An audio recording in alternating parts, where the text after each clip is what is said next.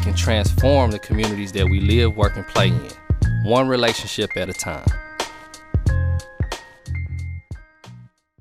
All right, guys, it's that time again. This is Jason Hyman with Real Links Officer Jason T. Hyman, and today I want to check in with you about a question I got today. Actually, wasn't sure what question we were going to pick to talk about, but today I got a really important one. And quite simply, someone called me and just pretty much laid out, hey, I really want to buy a house or start investing. What are the things, how do I need to prepare myself financially? Okay, what does my credit need to be? How much money do I need to have saved? And kind of how does my credit profile, my financial profile need to look so I can get this loan?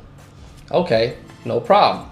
We break that into 3 pieces. So if you're an agent and you're out counseling your buyers, or you're a buyer looking to get into the market, then this video is for you.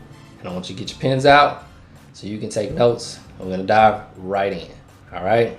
So first thing off top, I wanna break this down into 3 pieces: credit, cash, and cash flow. Those 3 things that you need to get in order, get your house in order to be able to buy a property, all right? So first things first, I wanna talk about credit, all right? Now, just to get right to it, what score do you need? Okay, the ideal optimal score is about a 640. Anything less, you're subject to worse loan terms, or maybe different red tape and hurdles that you have to jump through. Anything better is just extra on top. Is better, right? Can't really describe better. So the next thing I want to go on to is cash.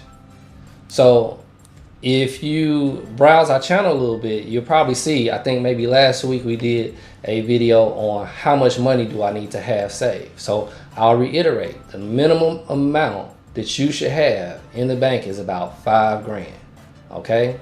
Then you can at least start shopping. You at least look attractive to a lender. You have some cash, you have some skin in the game. Anything more just puts you in what we like to call a power position. Just meaning you have some negotiating and some leverage that you can kind of insert into the deal. So you're not subject to just what the seller can do for you, right? We can get money from the seller to help you get into a home. You can have gifts to help you get into a home. Your lender or your realtor at times can help with different points and things like that to help you get into a home.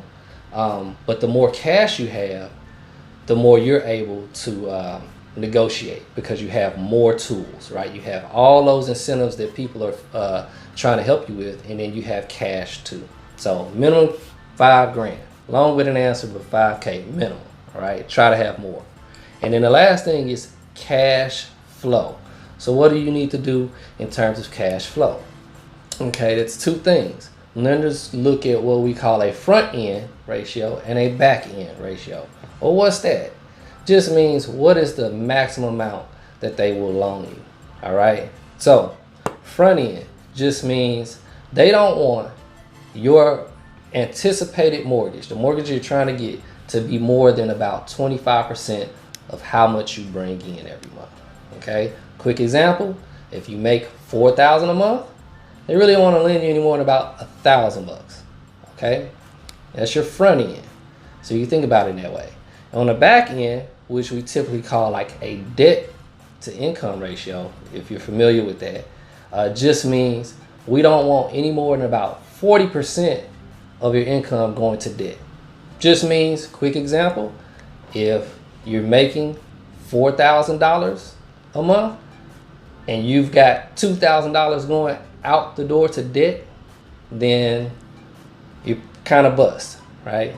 We want to have a low debt to income ratio. So I want you to think about those 3 things: credit, cash, and cash flow as you prepare yourself. If you're on top of it, you can probably knock this stuff out and be in a position to buy within 90 days. All right. So if you have any questions, message us. Until then, we know that you don't have to, but we definitely appreciate each and every last one of your subscribes, your comments, and your likes. And until next time, cut the fat and do the things that matter.